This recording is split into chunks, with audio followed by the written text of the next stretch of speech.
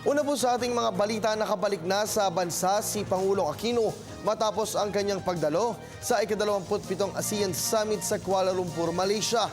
Bilbid po ng Pangulo ang ilang hakbang tungo sa ikauunlad ng ekonomiya ng bansa, pagpapalakas ng peace and development at mapayapang resolusyon ng issue sa West Philippine Sea. May report si Julius Tisamburon.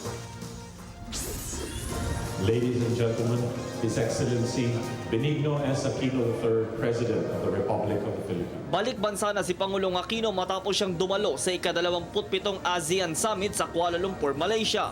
Pasado alas 2 Lunes ng madaling araw nang lumapag ang sinasakyan niyang eroplano sa NAIA Terminal 2. Sa kanyang arrival speech, ibinida ng Pangulo ang mga nakuhang tagumpay ng bansa sa nasabing pagpupulong. Pinatunayan din niyang patuloy ang pagtutulungan, pagkakaisa at pagtatag ng samahan ng mga bansang ASEAN. Sa nasabing summit din kasi inilunsad ang ASEAN Community at ASEAN Vision 2025 na magtitiyak sa kaunlaran ng mga bansa dito sa Timog Silangang Asya. Binabalakas ito ang direksyon tatahakin ng reyon sa mga susunod na taon sa mga aspektong pansiguridad, ekonomiya at panlipunan. Dahil dito mas iigting at lalawak ang pakipag-ugnayan natin sa antas ng tinatawag na functional cooperation. Ibig sabihin po nito, mas agarang at mas tutok ang mga kilos na ibubunga ng mga usapin sa ASEAN. Napakalaga nito lalo na sa harap ng mga isyong tulad na sakuna, terorismo, pandemics, trafficking persons at iba pa. Wala pong duda, sa pandaigdigang komunidad, ang pagunlad ng isang bansa ay may kaakibat na pagunlad sa iba. Gayun din, ang hamon para sa bawat isa ay hamon na dapat tugunan ng lahat. Bit-bit din ng Pangulo ang pagpapalakas ng peace and development sa rehiyon at ang mapayapang pagresolba sa maritime issue sa West Philippine Sea alinsunod sa international law. Responsibilidad ng bawat bansa na makiambag sa pagkamit ng stabilidad, imbis na dumagdag sa tensyon sa ating rehiyon. Sumayon po ang nakakarami na dapat panindigan ang patas, mapayapa at makatwirang resolusyon na aayon sa pandaigdig na batas. Napakalayo na nga po ng sitwasyong ito sa dinatan natin na mga una natin pagdalo sa ASEAN Summit.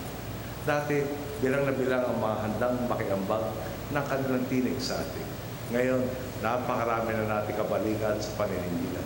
Ultimo nga po, ang dating pinapag-usapan natin ay sinabi na rin na kailangan magkaroon ng Code of Conduct sa South China Sea, sa West Philippine Sea, sa lalong madaling panahon. Idiniin ng punong ehekutibo ang resulta ng mabuting pamamahala. Bukod sa suporta at tiwala, tinitingala na din tayo ng ASEAN at mga dialogue partners nito. Ito na ang huling ASEAN Summit na kanyang dadaluhan bilang Pangulo. Dito ay mainit tayong tinanggap sa ASEAN Summit gaya ng mainit din nating pagtanggap sa mga APEC leaders nitong nakaraang linggo. Ginamit din natin ang pagkakataon upang magpaalam sa ating mga kapwa-pinuno sa Timog Silangang Asya. Maliban sa agarang pagtulong sa tuwing may kalamidad na hindi na nga po natin kailangan makiusap pa, ay dumarating na sila.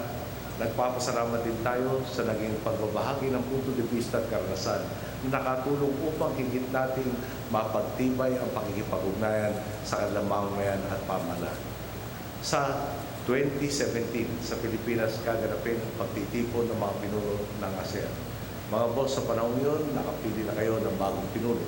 Tiwala ako na sa maganda nating nasimulan at sa patuloy nating pagtahak sa damatuin ay muli na naman natin mapapatunayan ang ating kakayang magpakitang ginas at makiambag sa pagsusulong ng malawakang kaunlaran.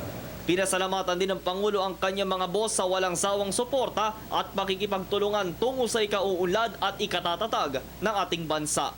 Para sa Telebisyon ang Bayan, ako si Julius Tisamburon.